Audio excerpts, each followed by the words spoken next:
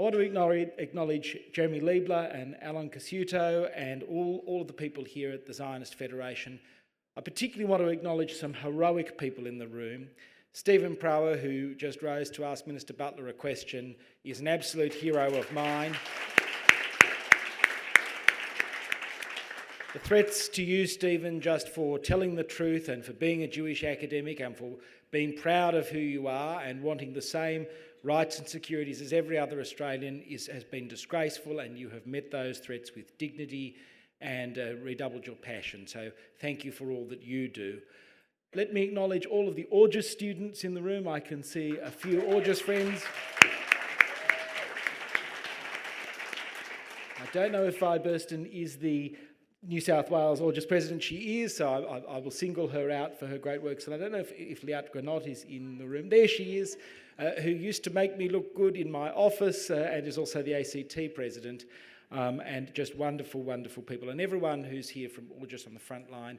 And as the Shadow Arts Minister, can I particularly acknowledge any Jewish artists that are in the room? One of the key things that I am trying to grapple with as the new Shadow Minister there is what's the best way forward in terms of addressing the issues around anti-Semitism in the arts, which is disgraceful and much more difficult in many respects than even what is being faced on our campuses today. So thank you all for the invitation to speak with you today. Today on the 14th of September, marks 24 years and 3 days since the September 11 terrorist attacks. Those attacks occurred on that day were not only an assault on the United States, they were an assault on the civilisational idea that free peoples can live in security and dignity. The line between the attacks of September 11 and the line between and October 7, 2023 is straight and unbroken. The same death-dealing jihadi Islamist ideology, the same contempt for human life, the same determination to shatter the confidence of an open, free, pluralist and just society. The line for our community, for Jewish Australians, with the unprecedented rise of anti-Semitism on our shores, turning Australia from one of the best places in the world to be Jewish to a country with an international reputation for the failure of our governments and leaders to deal with anti-Semitism. And on August 2026 this year, Australians heard the news that the Iranian regime had directed 2 attacks, among others, on our soil. These were deliberate attacks by a foreign power on Australians in our own country. Frankly, it doesn't get any more serious than this. The Jewish community had been warning the government for years about Iran. The Persian community, of which I'm very pleased to be the representative of the 4th largest Persian community in the country, had warned this government about Iran. The coalition had warned the government about Iran, but it failed to hear the warning. The fact is, Australians could have been killed, and there were Australians praying in the Adass Israel Synagogue in Melbourne. At the time it was firebombed. It's further proof that violent hatred occurring abroad has had infiltrated our shores, and it was not limited to verbal abuse and anti-Semitic rhetoric. We meet today all holding grief. As I said to Linda a few weeks ago, I feel like I have PTSD from the last 2 years, and she said to me, Julian, there's nothing post about it. We're still going through it. And that is so true.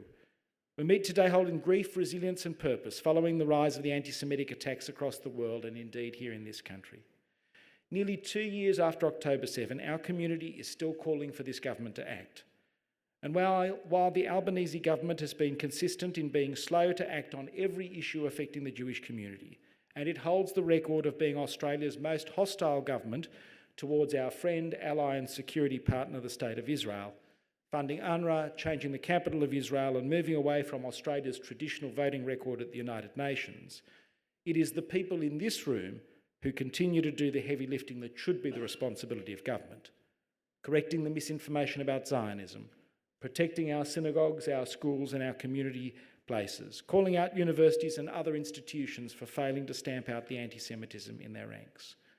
And we in the Coalition have been steadfast under both Peter Dutton and Susan Lee in backing the Jewish community and holding Labor to account. The Albanese government wants a standing ovation for its performance in relation to anti-Semitism, but the truth is it stands condemned for its failures to act. We're here not only as Jewish Australians, but as law-abiding people who deserve the full protection of the law. Since October 7, the reverberations for Jews around the world have been profound. Let me say something today about Zionism and the Zionist Federation. The term Zionist, a word that means nothing more than the people who believe the Jewish people have a right to a secure homeland in the land of Israel, a movement of national self-determination, has been turned into a slur by the left. In the space of 2 years, a word that should be seen as standard as American or Australian has been twisted into an insult. Zionist is spat with force by people in public and online as openly anti-Jewish abuse. And governments and institutions have let this become acceptable behaviour. Let me stand here and tell you that we must stand strong and take the word back. I am a Zionist. We are Zionists, and all of us in this room should make no apology for it.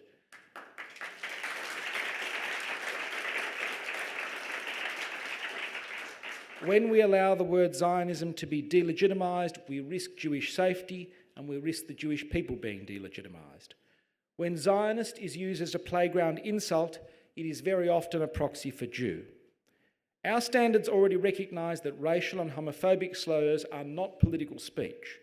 We should be equally clear that weaponisation of Zionist to harass Jewish Australians is targeted harassment. And although the far left have attempted to turn the meaning of Zionist into a word of disrespect, there have been moments of clarity. We've seen non-Jewish Australians, leaders in public life, speak plainly about the security of the Jewish community and Israel's legitimacy. In Josh Frydenberg's excellent documentary, Never Again, The Fight Against Anti-Semitism, the most extraordinarily powerful moment for me was when non-Jews of the like of Peter Cosgrove, Julia Gillard and Dennis Richardson declared themselves to be Zionists. I think that was an extraordinary moment, and it was so powerful. This is the support and allyship that's so strongly lacking from too many of our current leaders. And this is the support which we desperately need. It's needed because it matters when respected voices say without hedging that Zionism is normal, is moral, and it's a democratic aspiration. It's needed because it matters when leaders stand up and reject the propaganda that seeks to turn the word into a synonym for evil. Last week I spoke at Jewish Care, and I took a moment to thank the non-Jewish staff who work at Jewish Care, not only for the work they do for our community and the wonderful care that they provide people, but as an act of solidarity at a time which comes with real risk. Before I was a parliamentarian, as Linda said, I worked at Australian Catholic University. The Catholic brand is forever part of my CV, and I'm grateful for the opportunity. But I wasn't really taking any sort of career or personal risk in having Catholic in my CV. Today I want to thank the non-Jewish staff who work for organisations with the name Jewish or Zionist, or which are prima facie identifiable with our community, whether it be our schools or our social services, organisations like Jewish Care and indeed the Zionist Federation.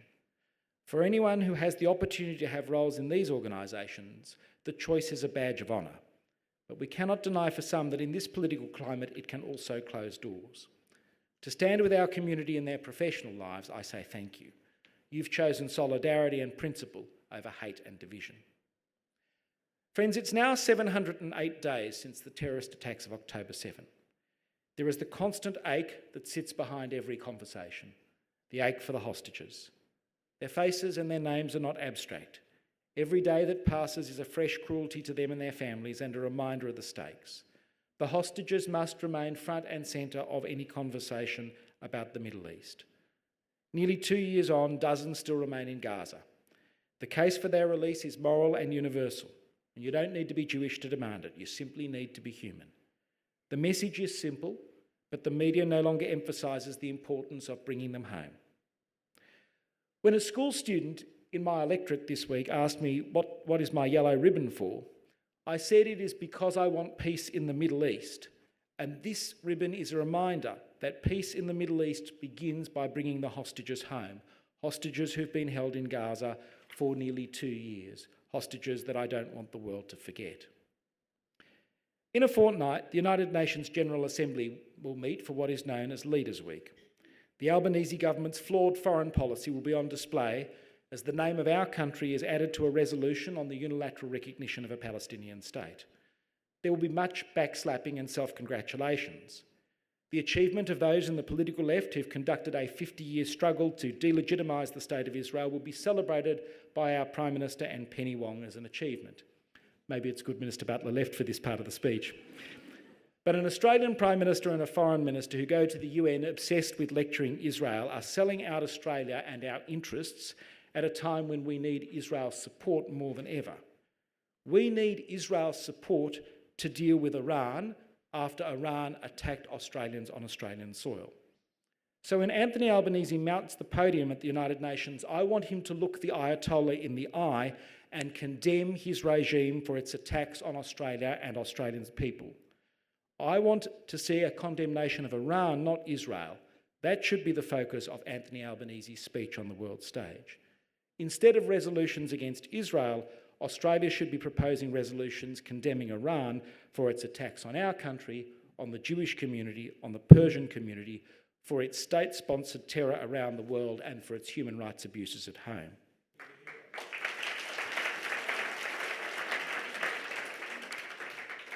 For a long time, our community, and the Persian community, has warned about the IRGC, its intimidation, its reach and its methods. My colleague and friend, Senator Claire Chandler, did wonderful work highlighting this issue, leading an inquiry by the Senate Foreign Affairs, Defence and Trade References Committee following the murder of Mahsa Amini in 2022 and 2023. In February 2023, last time I was the Shadow Attorney, I stood on the floor of the Parliament and said that the Coalition was ready to work with the government on any legislative changes needed to list the IRGC as a terrorist organisation. In May 2023, I held a meeting in my community, the fourth largest Persian diaspora in the country, with Senator Claire Chandler to discuss the concerns of the Persian community. Many people from that community were too afraid to attend for fear of being spied on by agents of the regime in Australia. This was 2023. In October 2023, following the events of October 7, I called on the federal government to reconsider our diplomatic relations with Iran. And in 2024, following the anti-Semitic comments of the Iranian ambassador, my colleagues called for him to be expelled. Of course, none of this stopped Labor luminaries like Bob Carr lining up to have happy snaps with the ambassador. But then finally last month, after ASIO linked the attacks on Adass Israel and the Lewis Continental Kitchen, we saw the Albanese government expel the ambassador and commit to listing the IRGC as a terrorist organisation 2.5 years after this had been raised with them. I welcome the commitment, although, as with every action of this government, it took far too long. Now, this isn't an attack on the Labor Party. Not every Labor leader is like the Prime Minister. The contrast, of course, is with our State Premier Chris Minns, who faces exactly the same political realities and challenges that Mr Albanese faces. But after the Opera House protests, and with few exceptions, he's never missing in action and has put the safety and security of all his citizens first, even when that has come at a political cost, and Chris Minns deserves true credit for this.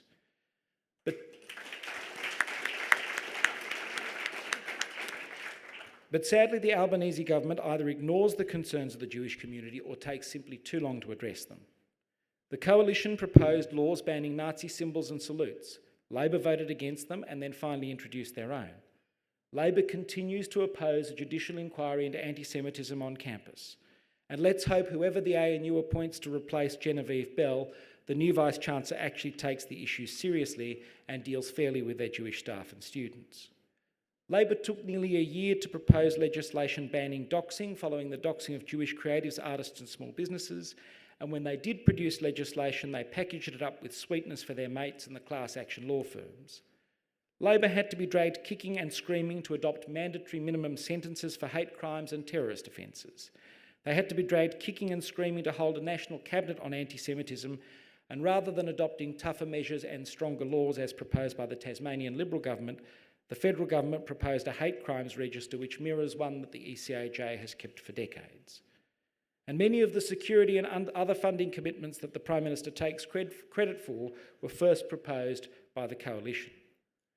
Labor took nearly a year to appoint Julian Leeser as the Special Envoy on Anti-Semitism and has consistently failed to back her recommendations. As Stephen well highlighted in his question, they've now had the report for 66 days. Education Minister Jason Clare said that they were waiting for the Islamophobia report to be delivered. That was released on Friday, and still the government has made no commitment to any of Julian's recommendations. The Prime Minister says he condemns anti-Semitism and is doing all he can. Now his honeyed words must be turned into enforceable law. That means moving from glossy anti-hate brochures to measurable obligations. It means adopting the IRA definition, which has had multi-partisan support for years.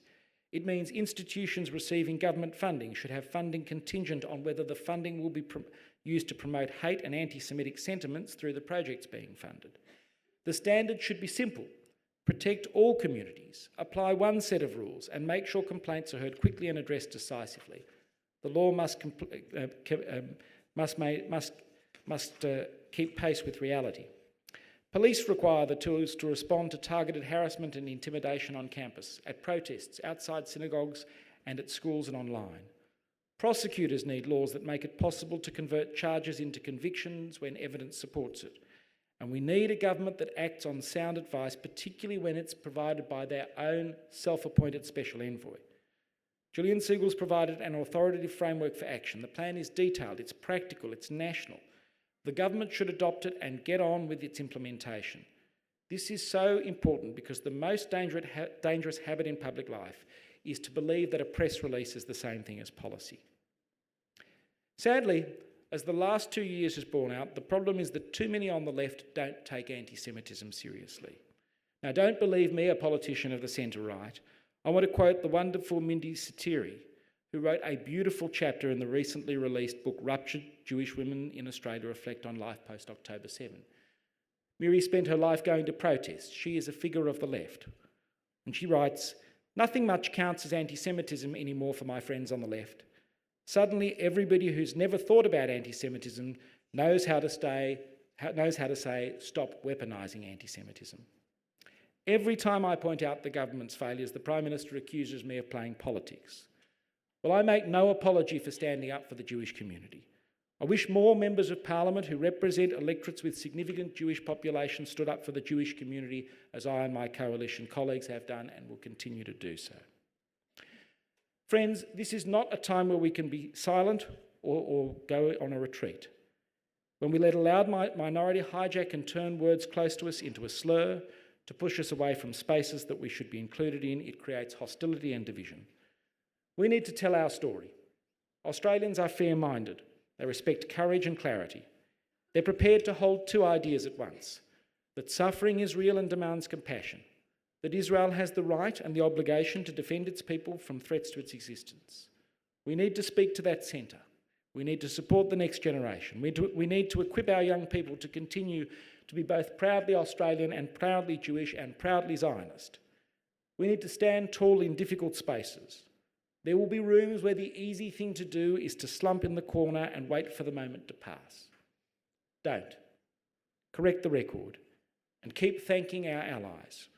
Culture changes when a Vice-Chancellor, a union leader, a mayor, a former Prime Minister says clearly and without qualification, Jews are safe here, Zionism is legitimate here, one standard applies to everyone here.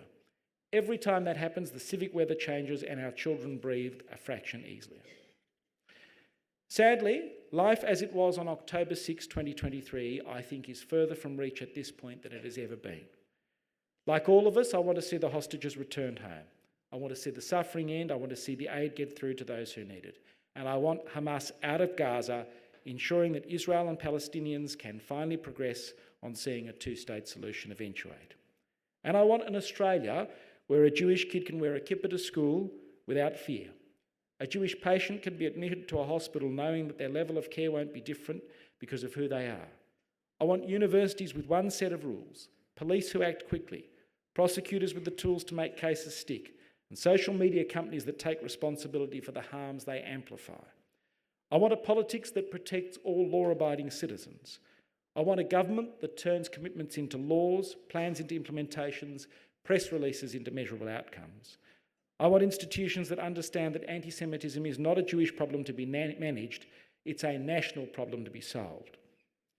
As a member of the Liberal Party, I stand before you and restate that although we lost the election, our values haven't changed. In opposition, as in government, our support for the Jewish community and the State of Israel is constant. We will argue constantly and consistently for security, for civility, and for a national life in which Zionism returns to what it always was, a straightforward affirmation that the Jewish people have a right to their home in their ancestral homeland. I'm proud to be Jewish, I'm proud to be a Zionist, I'm proud to be an Australian, and I'm honoured to stand with you both in Parliament and in public, fighting for our community to be safe and for our place in this country to remain unquestioned. Thank you.